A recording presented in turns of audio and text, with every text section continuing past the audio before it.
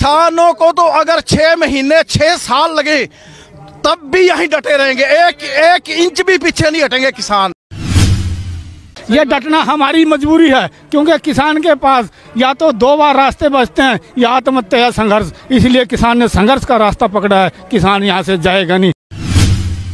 नमस्कार, स्वागत है आपका हेडलाइंस इंडिया पर। मैं हूं नवीन चौहान।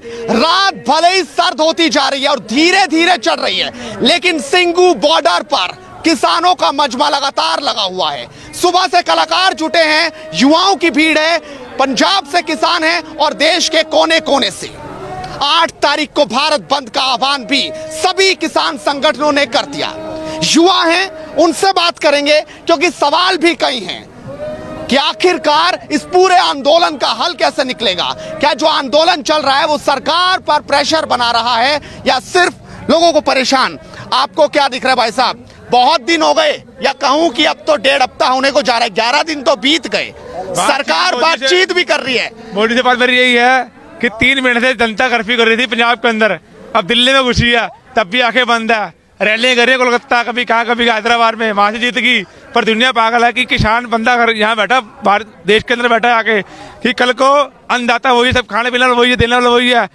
आपने कहा कि हैदराबाद में बीजेपी जीत गई, यही बात मैं करना चाह रहा हूं कि जीतते लगातार कहीं न कहीं स्टेट में हो रही है, लेकिन सवाल यह है कि मोदी कह रहे हैं कि ये राजनीति के कारण हो रहा है, पंजाब में कैप्टन ये सब कुछ करवा रहे हैं, ऐसी भी बात हो रही है। आपको लगता है असल में किसान अपने मुद्दों के लिए खड़ा है सड़कों पर और डटकर खड़ा है, या फिर वाकई राजनीति भी इसमें कहीं ना कहीं है? राम मंदिर पर राजनीति चलेगी, राम मंदिर बना तो यूपी जीतेगी, राम मंदिर ऑर्डर हो तो यूपी देगी, यही बात है। और क्या है, दिल्ली में सब कुछ चल रहा है, राजनीति है कि झंडा लगेगा हमारा एक ही, जैसे कहते हैं अमेरिका में झंडा एक है तो झंडा दिल्ली में लगेगा, ऐसा ना लगता है। फतेह दिवस हमारा था लाल किले का, बात सीधी यही है मोदी से, क्योंकि बिल सारे माफ करे, राजनीति नजर आती है इसमें। आप मीडिया के प्रधानमंत्री वाराणसी में बोल रहे हैं, मैं तो उनकी बात पे कह रहा हूँ। आप देखो, ऑल इंडिया सभी स्टेटों के आज देखो कितने, तमिलनाडु के हैं, महाराष्ट्र के हैं, केरला के हैं, सारे इंडिया के आ चुके हैं लोग। तो वो कह रहे हैं अभी ये राजनीति है। किस हल कैसे निकलेगा? हल कैंसिल करवाएंगे, कैंसिल करेंगे तीनों बिल। किस सरकार का बैनर है हमारे, वो कितने किलोमीटर तक है जय आंदोलन? किस सरकार का बैनर लगा हुआ है? देखा है किसी सरकार का? मोदी भड़काता है, इसके पास पावर है और मीडिया इसके हाथ में है। सब मोदी का भी कुछ नहीं है, जैसा भी बिलियनियरों का काम है, ठीक है ना?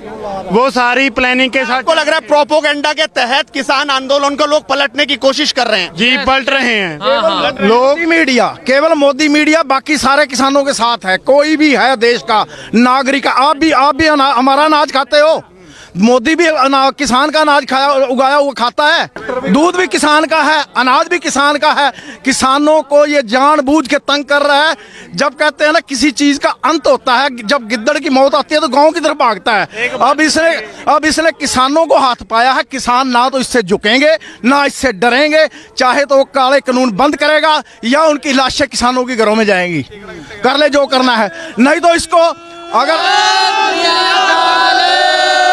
अगर ये तानाशाही जादी करेगा। इसने 2 जहाज मंगाए हुए हैं ना, 17.5 करोड़ के, 17-18 करोड़ के मंगाए हुए हैं। किस लिए मंगाए हुए हैं? भाई किसानों का मेरे को विद्रोह करना पड़ेगा। जब किसान मुद्दा ज्यादा भड़क जाएगा तो मैं अपनी क्रिकेट टीम लेके फरार हो जाऊंगा। लेकिन जहां जाएगा, जिस देश में जाएगा, वहां इसको किसान उतरने नहीं देंगे। सब देशों में किसान है, ये हवा भूल जाएगा कि मैंने 8 तारीख को भारत बंद का भी आह्वान कर दिया। जैसे ही 8 तारीख को ये बात सामने आई कि 8 तारीख को भारत बंद का आह्वान होगा, उसके बाद सरकार ने कहा 9 तारीख को बात करेंगे, बात से हल निकाल देंगे। अभी 5 दौर की तो बात हो गई, हल निकला नहीं। आपको लगता है ऐसे है? कल मीटिंग थी, 5 तारीख की मीटिंग थी, तो वो 7 को कह रहे थे। इन्होंने सोचा कि क्यों उनके पीछे जो राजनीति है वो नहीं माननी है। भाई आप अच्छी तरह विचार कर लेना, हमारे से 1 दिन और ले लो।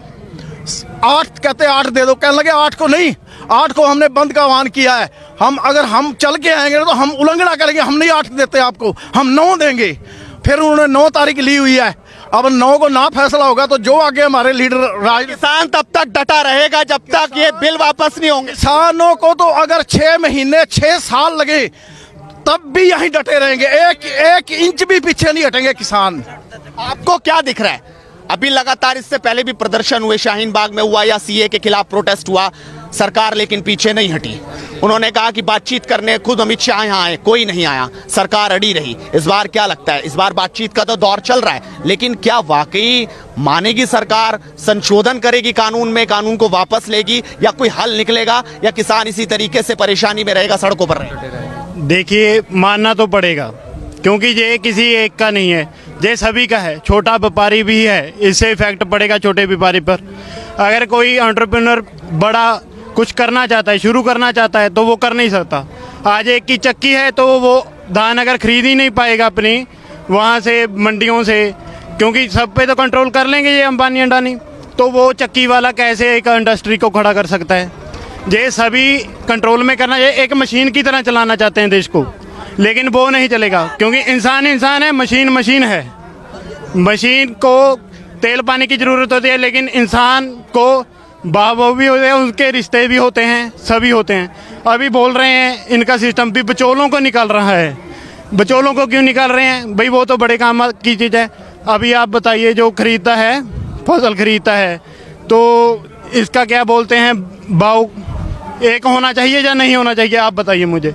अब आपकी नौकरी एमएसपी होनी चाहिए, एमएसपी मिनिमम सपोर्ट प्राइस पर माल बिके, होनी चाहिए। बिल्कुल, सरकार तो कह रही है कि है, ये तो बरगला रहे हैं लोग। कहाँ है? 1888 रुपए धान का रेट है और बिकी है 1200, 1300, 1200, 1300 में बिकी है। बाकी कहाँ गया हो? बासमती का रेट हमारी 4800, 4700, 5000 तक बिकती थी। आज वो बासमती 2000 रुपये नहीं ले रहा कोई। ये तो ऐसे ही बैठे हुए हैं, इनको पता ही नहीं है। अमित शाह को पता है कि कपास का बीज कितना डलेगा किले में, कानून हमारे लिए बना दिए इन्होंने। बाकी आप कह रहे थे कि अमित शाह वहाँ शाहीन बाग में, वो एक छोटा मुद्दा था, एक धार्मिक मुद्दा था, उसको इन्होंने भड़काया हुआ था। जैसे कपिल मिश्रा जैसा गंदा नेता आके वहाँ कह रहा था हम जानते हैं।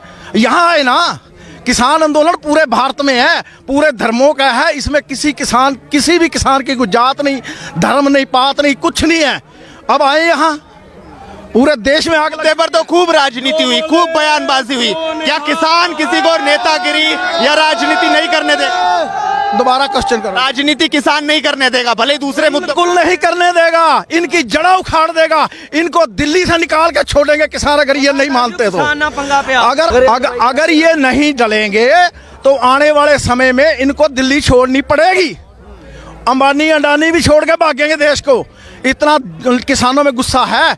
और 80 करोड़ जनता जो है वो किसान है, पंजाब का भी है, हरियाणा सारा। किसान से कोई पंगा नहीं ले पाएगा। हाँ जी, किसान का से कोई पंगा नहीं ले पाएगा। किसान से क्यों पंगा लेगा ये?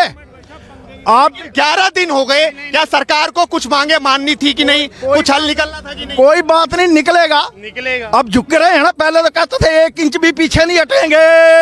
अब उनका बाप क्यों पीछे हट रहे हैं? वो अब बुला रहे हैं मीटिंगें करो हमारे साथ, किस लिए? कानून रद्द हो के ही रहेंगे।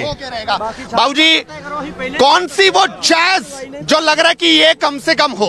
देखिए, 3 के 3 कानून वापस हो जाएं, ऐसा मुमकिन है कि नहीं पता नहीं, सरकार पीछे हटेगी पता नहीं, लेकिन ऐसी कौन सी चीज है कि भाई ये कर दें? एमएसपी की बात हो रही कि कानून के अंदर शामिल किया जाए, जो भंडारण की जो बात की है उस बिल को वापस लिया जाए, जो कॉन्ट्रैक्ट खेती है उसको खत्म किया जाए। कौन सी ऐसी चीज है, कौन सा वो है कि ये हो तो हटे? ये तीनों कानून ऐसे हैं जो किसी भी एक को छोड़ा नहीं जा सकता, क्योंकि पहला जो आवश्यक वस्तु अधिनियम के अंदर जो संशोधन किया है वो पूरे देश की जनता के साथ, मेहनत के साथ, आवाम के साथ बहुत बड़ा धोखा है। अगर सटाव करके पूरे देश को ये गुमराह करेंगे, ब्लैकमेल करेंगे, इसलिए इसमें कोई भी छोड़ा नहीं जा सकता। तीनों कानून ऐसे हैं। चौथा जो अभी बिजली का बिल विधेयक आया है वो भी बड़ा डेंजरस कानून है, इसलिए इनमें से कोई भी कानून छोड़ा नहीं जा सकता। यह किसान के लिए, आम जनता के लिए। अब ये बताओ, ये जो कॉन्ट्रैक्ट फार्मिंग है इसके अंदर 25,000 से लेके 5 लाख रुपए तक का जुर्माने का प्रावधान है। अगर जुर्माना नहीं भरेगा तो 5,000 रुपए एक दिन की पेनल्टी है। क्या ये एसडीएम कारपोरेट के ऊपर जुर्माना लगाएगा? क्या उससे 5,000 रुपये वसूल लेगा? क्या हम एक एसडीएम से उम्मीद करते हैं? इसलिए ये कॉन्ट्रैक्ट फार्मिंग है और ये कॉन्ट्रैक्ट फार्मिंग के अंदर हमारे पूरे देश की सरकार कह रही कि कॉन्ट्रैक्ट फार्मिंग जो है वो अच्छी है, कम से कम पहले फसल का दाम तय हो जाएगा, 6 महीने पहले पता चल जाएगा कि हमारी फसल 6 महीने बाद कितने की बिकेगी। हाँ बोलिए। ये कॉन्ट्रैक्ट फार्मिंग के अंदर क्या है? ये जो एमएसपी है ये किसान के लिए नहीं, ये राशन कार्ड धारकों के ऊपर सब्सिडी डालनी है उनके लिए है। ये एमएसपी किसान के लिए कहाँ? सजा का प्रावधान हो। पहले तो ये है कि मंडी के अंदर किसान अपनी फसल बेचे, वही निगरानी होती है, मंडी से बाहर छूट कर दी। ये कैसा? पूरे देश की मंडियां हैं और किसान के खेतों में रोड जारी है, वो मार्केट कमेटी के पैसे से बनी हुई है, इसलिए हम कैसे छोड़ देंगे? हमारे पैसे से मंडियां बनी है, हम उसको कैसे छोड़ देंगे? या मानी अंडानी को हमारी मंडियां देना चाहते हैं, इसलिए इससे कम कोई शर्त मंजूर नहीं है। मतलब तब तक डटे रहेंगे जब तक किसान जो ये कानून है वापस। मजबूरी है, ये डटना हमारी मजबूरी है, क्योंकि किसान के पास या तो 2 बार रास्ते बचते हैं या आत्महत्या या संघर्ष। इसलिए किसान ने संघर्ष का रास्ता पकड़ा है। किसान यहाँ से जाएगा नहीं, हम घर से संकल्प लेके आए इस बात के लिए। सालों साल बाद किसान इस तरीके से 11 दिन डटा हुआ है। पहले आंदोलन होते थे 1 दिन में 2 दिन में खत्म, लेकिन अब 11 दिन हो चुके हैं। क्या इस बार ये सबसे बड़ा आंदोलन हुआ और यही आंदोलन सरकार की जड़ें हिलाएगा क्या? मीडिया के मुताबिक मैं कहना चाहूँगा ये 11 डेज का नहीं है, ये पिछले 3 महीने से चलता है।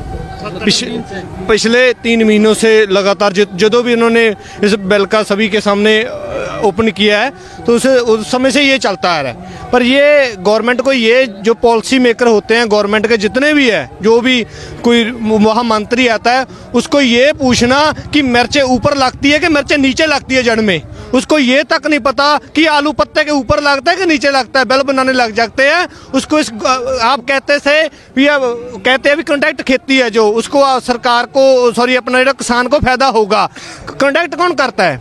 खेती किसने करनी है? खेती हमने करनी है। हमने तय ये करना है कि हमको उससे फायदा हो कि नहीं हो। सरकार कहती है कानून अच्छे है, आपको गर्मी लगती है, पर हम आपको कहते हैं नहीं तुम आप कंबल ले लो, आपको गर्मी लगती है अब हमको कंबल देंगे। आपको कंबल की लोड़ नहीं है, सानू इसकी लोड़ बिलों की नहीं है। हमको अपना आता है, हमारे दादों ने, हमारे परदादों ने इतने जो यहाँ से, हालांकि पंजाब में कैसी जमीन थी उसको आप बलदों से वाहकर आज ट्रैक्टरों पर पहुंचे हैं, इतनी अच्छी खेती कर रहे हैं। ये सभी जो घराने हैं, जो मोस्ट जो इनको जन की एक मोदी को जो प्रेजेंट करते हैं, पीछे को मोदी की आपकी ताकत नहीं है कि वो बयान दे दें, उसको सारे जो पीछे से बैक से पुश करते हैं तो वो यही कहते हैं कि इनको किसानों को, जो एक सारे देश में एक किसान ही ऐसी चीज बचा है जो अपनी खेती खुद कमाता है, खुद अपनी करता है, पर सरकार की उसका मूल्य तय करती है। किसान का कहना है कि जब किसान कमा रहा है, किसान कर रहा है तो मूल्य भी वही तय करेगा। आप देखिए कि लोग इस वक्त जो हैं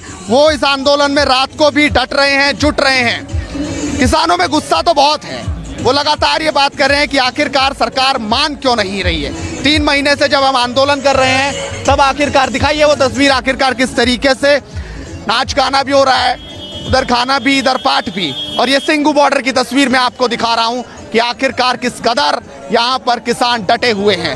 और लगातार उनकी यही मांग है कि जब तक सरकार मानेगी नहीं तब तक वो हटेंगे नहीं, डटे रहेंगे। देखना होगा आखिरकार कब तक हल निकलता है। इस वीडियो को शेयर जरूर कीजिए और लगातार जुड़े रहिए एडवांस इंडिया के साथ। अपने सभी सार्थक, अंकित के साथ Naveen Chauhan, Singhu border, headlines India.